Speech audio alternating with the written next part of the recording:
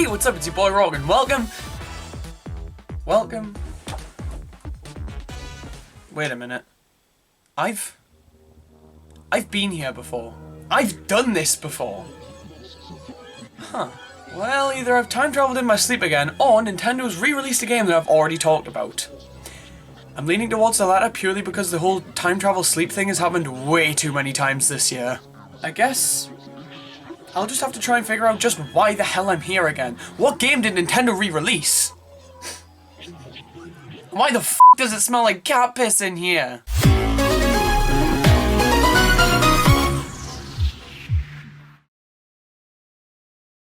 Super Mario 3D World! Meow. Super Mario 3D World, the oddball of the console Mario games. I got this for Christmas in either 2013 or 2014, and it was the first game in the series I played all the way. Shut the fuck up. Oh boy, they ported 3D World. Man, I was really gunning for a Pokepark Wii port too. Well, seeing as I've talked about the game on 3 other occasions, fuck it, why not? Let's see if this version of the game changes enough to warrant buying it again. I already bought it again, I'm a fucking maniac! Super Mario 3D World was the game in the 3D Mario series that disappointed me the most. It wasn't a bad game, no, it had Luigi in it, how could it be? But there were multiple elements of the game that I felt fell a bit flat compared to the rest of the series. So my biggest question is whether or not the Switch port did enough to fix my gripes with the game. The first major issue I had with 3D World was the story. After the dizzying heights of Super Mario Galaxy, and to a much lesser extent its sequel, I was severely underwhelmed by 3D World's story. But is that still the case now? Did Nintendo add to the story to make it something that at the very least isn't the most bland thing the series has ever done? Oh, that's rich. Alright, yeah, it's a Mario game. And it's a re-release. Of course they didn't change the story. This was the last thing I ever expected them to do because it's a fucking port, why would they? If they were gonna add more story to a game they'd already re-released, they would do it in a separate mode. Oh, we'll get to you. They definitely wouldn't straight up alter the story they already had in the base game, and I wasn't expecting them to. So that just brings into question whether or not it was fair for me to bring this up if I knew it was going to disappoint me still, and my official response to this allegation is, you're damn right it's fair, this story fucking stinks! Alright, okay, let's actually be fair here. The only other thing that disappointed me about 3D World was the completion, which is actually something Nintendo realistically could have altered in the Switch version, and it would have made the entire experience of the game much more enjoyable. Which is exactly why they didn't do it. To catch everyone up to speed, my problem with the completion in the Wii U version was the fact that you had to beat every level with all 5 of the game's characters. Yes, there's 5, not 4, sorry for the spoilers on an 8-year-old game. And in the Switch version, they didn't change the requirements, which still means beating Champions Road with 5 characters. Which is a concept that can go f*** itself. Look, I know this game was heavily built around multiplayer, but did you really have to make it a requirement? Now obviously you could just play the game all the way through with all 5 characters, but I have several questions and they're all, why would I do that? Come on man, I still have games I haven't played yet from last year alone. Why would I play a game that I've already played twice, again, more than once? It's not as if you get anything for 100% except a lovely star on your save file. Hip hip hooray. If there was an actual reward for completion, I might feel more compelled. But as it stands, no, I will not beat all 12 worlds 5 times. Oh, but the first 5 worlds is a much more compelling argument. So 3D World keeps a few things the same. Big deal. That might mean that those things still disappoint me, but that's fine. I give more of a shit about movement speed anyways. So what does this version of the game actually change over the Wii U version? Well, the characters took the concept of being a cat way too seriously and went crazy with some catnip. This is embarrassing. All of the characters move much faster now, to the extent that Switch Peach is faster than Wii U Toad, a fate worse than death. This tiny change alters the gameplay immensely. 3D World always felt a little bit pedestrian compared to the likes of Sunshine, even with its run button. Man, I've seen dead people move faster than Wii U Peach. Having this extra speed makes 3D World feel so much more alive. It's astounding how much more fun the game is with just that little change. And on top of that, there's a new move for us to perform. The mid-air roll is very akin to the dive from Mario Odyssey, which is why it's my favourite move in the entire game. This thing is seriously a lifesaver. The amount of jumps I've been able to make purely because of this move is insane. I feel like an absolute badass when I manage to pull it off right, and an absolute fucking idiot when I fail. These small changes genuinely made the entire game so much more fun to play, and when combined with the easy pick up and play nature that the Switch affords, made this the most enjoyable playthrough of this game I've ever had. Speaking of which, with the arrival of the Switch port, I was diagnosed with anti-loneliness. It felt really f***ing weird. But, having a multiplayer experience to compare directly to the single player one, the greatness of this game is more punctuated than ever. And some major blunders have unfortunately been uncovered. Let's start with those blunders. The Wii U version of the game was built with Wii remotes in mind, meaning the bulk of the game's functions had to be mapped to the 1 and 2 buttons, which absolutely makes sense. Sure, the game supported Wii U Pro controllers, but the vast majority of Wii U owners had plenty of Wii remotes lying around from the previous generation. And also the Wii U Pro controllers were a little bit too stinky for most people to want to buy. But now we're on the Switch, baby! Every single one of the system's controllers has 4 face buttons and so much room for activity. So tell me, why are grab and run mapped to the same button? This is an absolutely absurd control limitation. We are not constricted to 2 buttons anymore. Would it really have been difficult to separate them? It reminds me of the whole jump spin fiasco from New Super Mario Bros. U Deluxe. It's incredibly frustrating, and the worst part is it didn't need to be. Even with only 2 players, this leads to accidentally picking each other up when trying to run, and most of the time when this happens, one or both of the players die. I can't even imagine how bad this would be with 4 players, which brings me to my next point. In which of the 9 f***ing circles of hell was this game designed for multiple people? And one sec, don't say, oh Rawk, earlier you bitched about the fact that the multiplayer focus ruins the completion process. I know it does, and the completion paired with the fact that Nintendo has been f***ing adamant about the fact that this game is a multiplayer central experience since 2013 would lead anyone to believe that the game works best in multiplayer. But after actually playing this game in multiplayer, no. Sure, some of the levels work fine. Hell, some of them are great with a friend or 2. But that's completely overshadowed by how many levels are abysmal in multiplayer. Like, look at this level with the flip panels, or this one with the switch blocks, or Champion's f***ing Road. You cannot convince me that more than one person was supposed to be tackling these levels. Playing the game in multiplayer is chaos. There is no semblance of strategy, and game overs are abundant. And it's some of the stupidest f***ing fun you can have with the entire series. Much like with Mario Kart, the random bullshit happening at any and all times can be absolutely hilarious if you're playing with the right people, which is all the more possible now thanks to the fantastic additions of local wireless and online play, something I never would have expected. I haven't personally had a chance to try out either of these features, as I'm the only person in the UK willing to repurchase an 8-year-old game that they've already played to death numerous times, but it can't be ignored how important these additions are. If you ask me, 3D World is one of the greatest multiplayer experiences on the Switch, and if you have the chance, I can't recommend playing this game with friends enough. It's an absolute blast. I mean, come on. 4-player Captain Toad. This is what humanity has been building up to. At the end of the day, Super Mario 3D World on Switch is the best this game has ever been. Like most Wii U ports on Switch, it took an already great game, added to it pretty substantially, and threw it onto a much better console with a much bigger install base. So many more people are going to be exposed to this gem now that it's on the Switch, which is only a good thing. And now that the Mario ladder, patent pending, is complete, I can't wait to see what Nintendo does with Mario after this. Now, to all of the people suddenly saying this game is better than Odyssey, why don't you do us all a favour and shut the f*** up? Super Mario 3D World on Switch is simply brilliant, but every discussion about Wii U ports naturally leads to the question of, is a purchase worth it? And my god, that's tricky. If you didn't own the Wii U version, then this is the biggest no-brainer of all time. Seriously, if you're in that camp and haven't bought this game yet, f***ing get on that! But if you're double dipping, I don't know, man. This game is leaps and bounds better than it once was, but fundamentally, it's the same game. A great game, yes, but the same game. So if I had to give a definitive yes or no on the whole double dipping front, I guess I'd have to say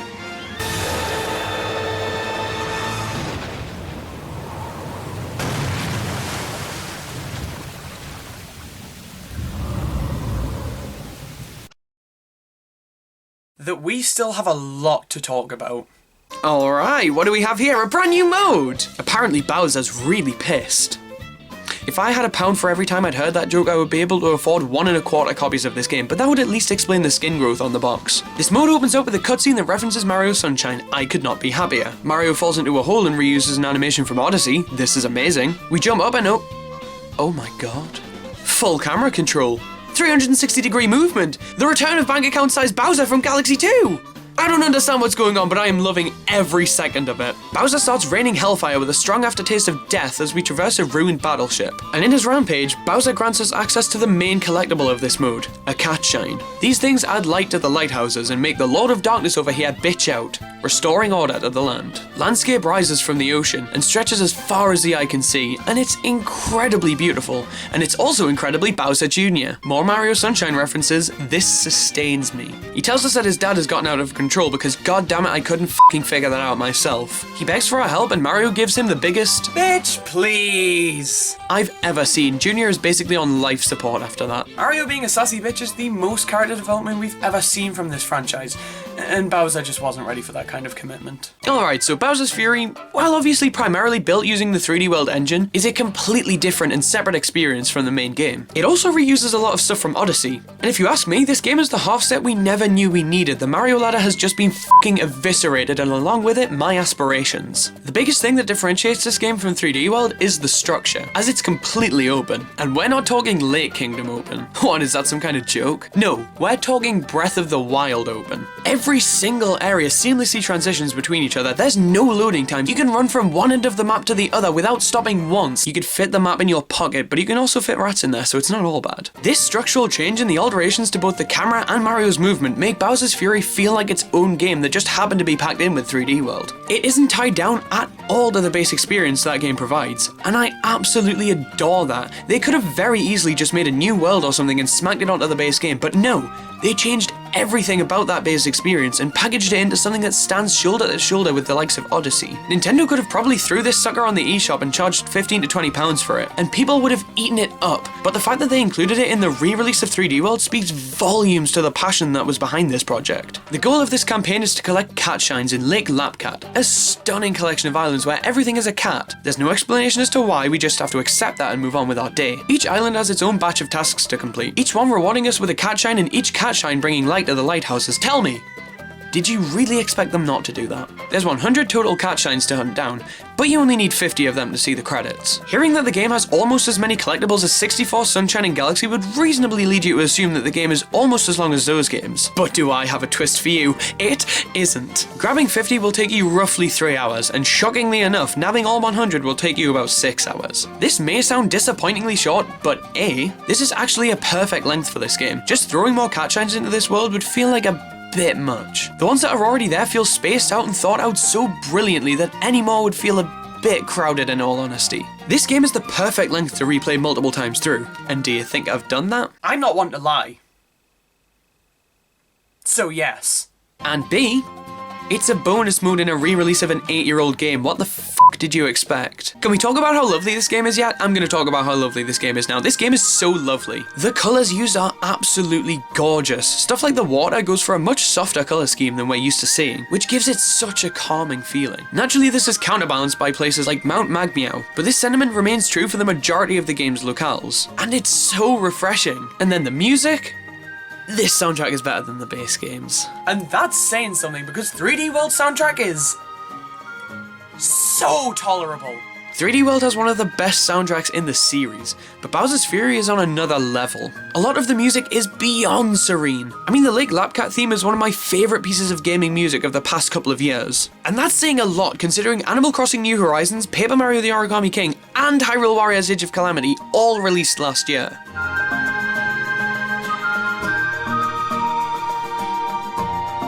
This is the sort of music I'd be more than happy to leave on in the background of everything I do. It makes me so happy and so relaxed, and it fits the area of the game unbelievably well. But not only is the music relaxing, it's exciting! Just listen to the theme that plays when we're riding Plessy.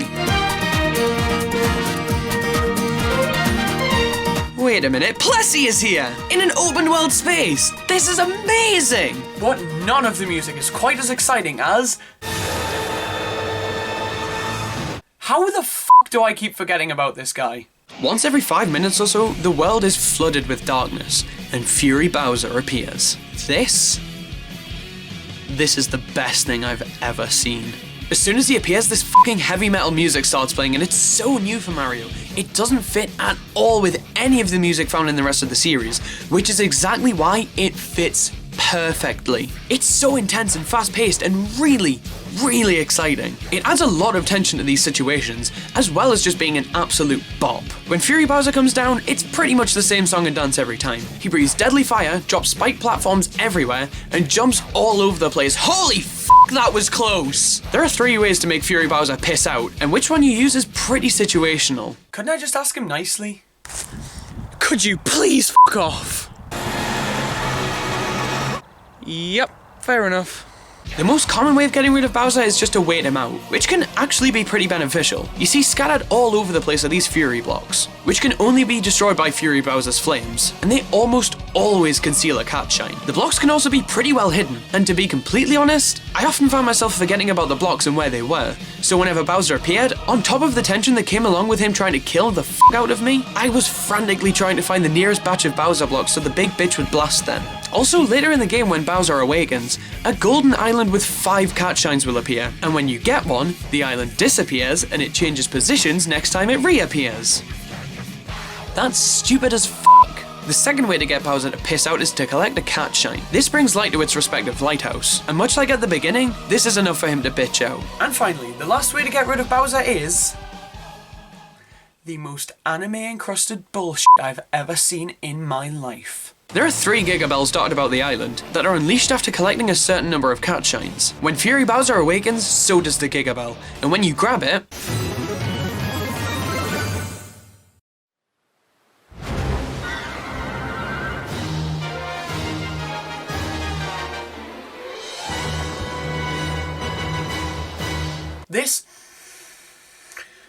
This is the future of Nintendo.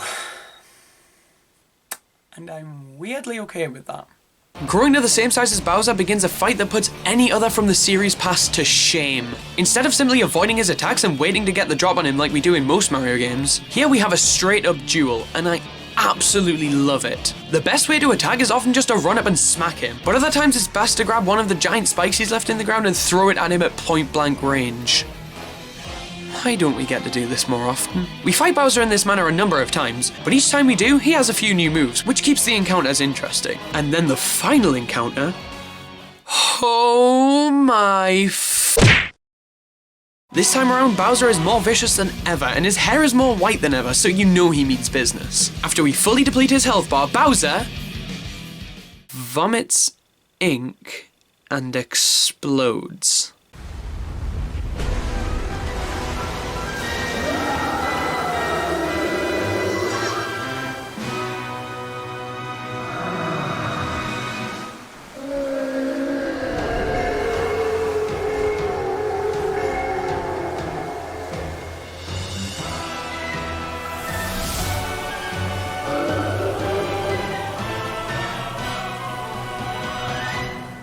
This game is to fucking die for! We jump on Plessy, hit the water, and embark on the greatest chase sequence known to mankind. This thing is intense beyond belief and can be genuinely tricky, and I've gotta be honest, this might be the best part of the entire game. It's that fucking good. We smack Bowser's orb right back at him and...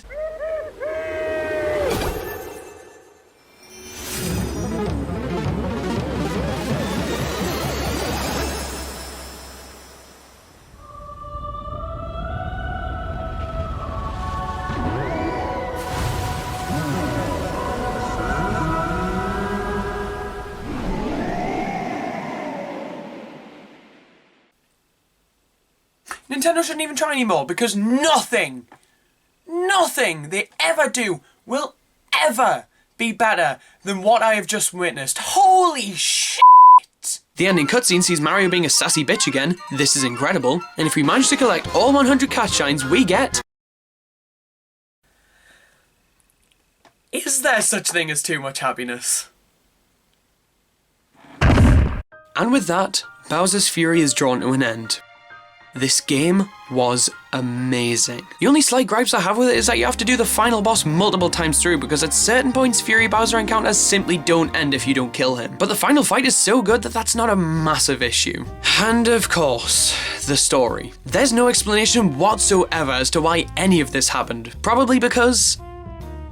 well, how the fuck would you explain this? I think the end credits try to explain it.